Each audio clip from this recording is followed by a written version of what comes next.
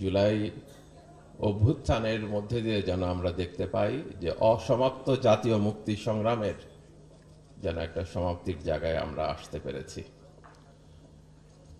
আজকে বলা হচ্ছে ঐক্যের কথা, সংস্কারের কথা, এবং বলা হচ্ছে একটা গণতান্ত্রিক নির্বাচনের কথা। বাংলাদেশের মানুষের একটা গণতান্ত্রিক সংবিধানের আকাঙ্ক্ষা দীর্ঘদিনের সেই আকাঙ্ক্ষার হয়তোবা আজকে যেই আলোচনা শুরু হয়েছে তার মধ্যে দিয়ে একটা বাস্তবায়নের দিকে এগিয়ে যাবে নির্বাচনের প্রক্রিয়ার মধ্যে দিয়েই। সবচেয়ে বড় কথাটা হচ্ছে যে গত 15.5 বছর যে ফ্যাসিবাদ, বাংলাদেশের ফ্যাসিবাদের ব্র্যান্ডের নাম তো ছিল মুজিববাদ, সেই ফ্যাসিবাদের বিরুদ্ধে লড়াই সংগ্রাম করতে যে বাংলাদেশের যে তরুণ যুবকরা জীবন দিয়েছেন, নির্যাতিত হয়েছেন, তারা আজকে কেমন বাংলাদেশ চান, তারা আজকে বাংলাদেশটাকে কিভাবে গড়ে তুলতে চান, বাংলাদেশের রাজনীতিটা কেমন হবে, সংবিধানটা কেমন হবে, নির্বাচনটা কেমন হবে, শুধু সেটাতে আমরা থাকব।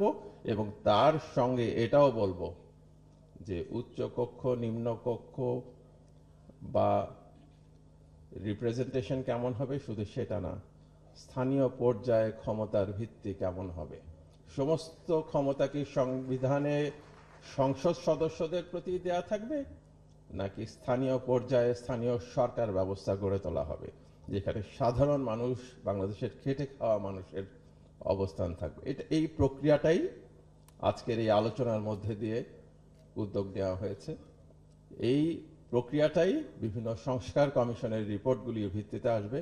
কিন্তু 15.5 বছরে লেয়ারের পর লেয়ার যে ফ্যাসিবাদের দোসরদের বিভিন্ন জায়গায় বসানো হয়েছে, একদিনে, 2 দিনে বা 4 মাসেই সেটার নিরসন সম্ভব নয়।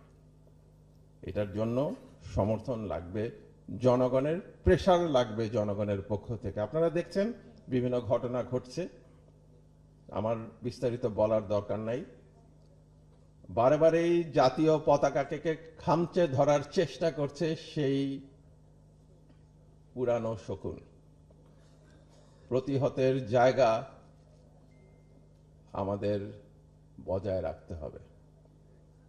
খালি ঐক্যের কথা বললাম কিন্তু প্রতিহতর জন্য তৈরি থাকলাম না,